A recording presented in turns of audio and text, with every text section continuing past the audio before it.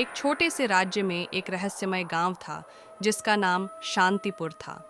यह गांव घने जंगलों के बीच बसा हुआ था और गांव के चारों ओर ऊंची पहाड़ियों से घिरा हुआ था।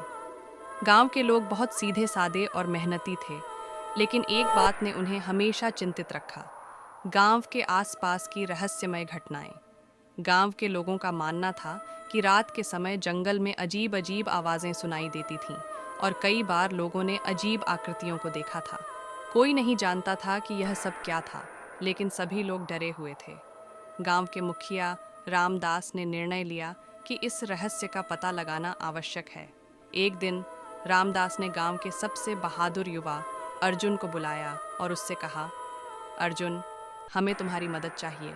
तुम सबसे बहादुर हो और हमें विश्वास है कि तुम इस रहस्य का पता लगा सकते हो। अर्जुन ने तुरंत हाँ कर दी और अपने कुछ दोस्तों के साथ जंगल की ओर चल पड़ा। उन्होंने अपने साथ टॉर्च, रस्सी और खाने पीने का सामान लिया और रात के समय जंगल में प्रवेश किया।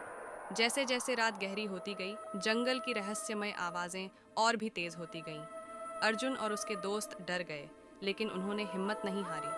कुछ देर बाद उन्होंने देखा कि एक गुफा के अंदर से अजीब रोशनी आ रही है। वे धीरे धीरे गुफा की ओर बढ़े और अंदर झांका। गुफा के अंदर उन्होंने देखा कि कुछ लोग अजीब वस्त्र पहने हुए थे और वे किसी अजीब अनुष्ठान में लिप्त थे। अर्जुन ने ध्यान से देखा तो पाया कि वे लोग गांव के ही थे जो इस रहस्यमय घटना को अंजाम दे रहे थे। अर्जुन ने चुपके से गांव वापस आकर मुखिया रामदास को सब कुछ बताया। रामदास ने तुरंत गांव के सभी लोगों को इकट्ठा किया और उन लोगों का सामना किया। जब सच सामने आया तो पता चला कि वे लोग गांव में भय फैलाकर अपने स्वार्थ सिद्ध कर रहे थे।